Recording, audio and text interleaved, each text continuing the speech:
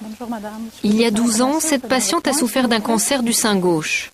Aujourd'hui, les médecins soupçonnent l'apparition d'une nouvelle tumeur, mais cette fois sur le sein droit. Pour observer précisément l'étendue de sa lésion, elle subit un examen qui ressemble à une échographie.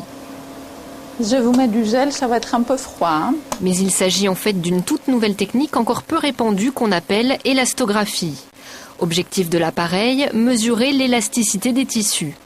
La sonde envoie une onde qui se propage vers la zone à étudier. Plus l'onde se déplace rapidement et plus le tissu est dur. Il en ressort une imagerie très précise, au code couleur sans équivoque.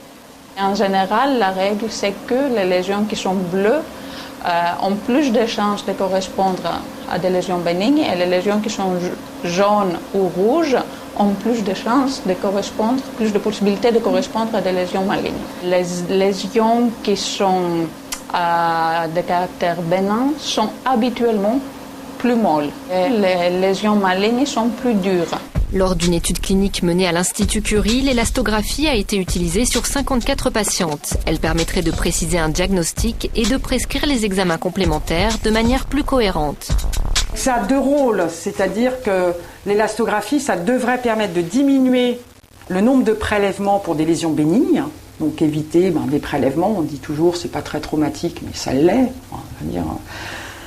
Et puis dans les lésions petites qui sont difficiles à caractériser, s'aider et se dire là oui c'est important d'aller faire le prélèvement parce que par exemple en élastographie la lésion est dure donc suspecte. Mise au point dans ce laboratoire, cette technologie est prometteuse puisque déclinable à de nombreux organes et même aux muscles.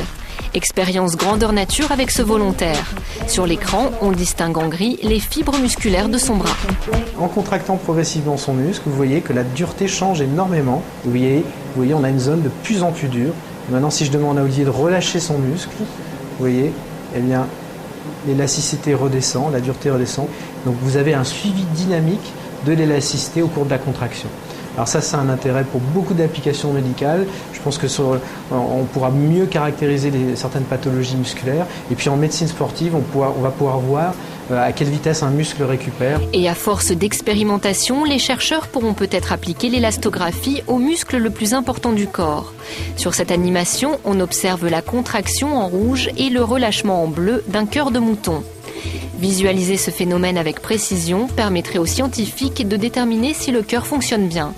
Mais pour l'instant, la recherche se concentre sur un autre élément phare du système cardiovasculaire, l'artère carotide, la principale artère qui irrigue le cerveau. Je vais vous montrer un exemple ici où on voit au niveau de la carotide une toute petite plaque qui est présente.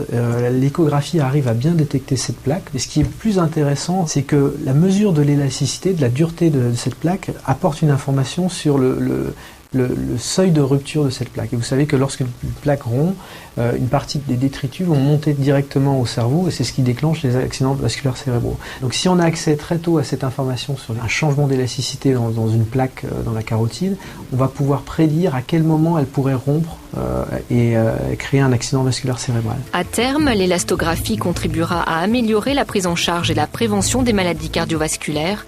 Début 2010, l'hôpital européen Georges Pompidou accueillera la première étude clinique mondiale sur l'élasticité des artères. Elle sera menée sur des patients souffrant de pathologies cardiaques.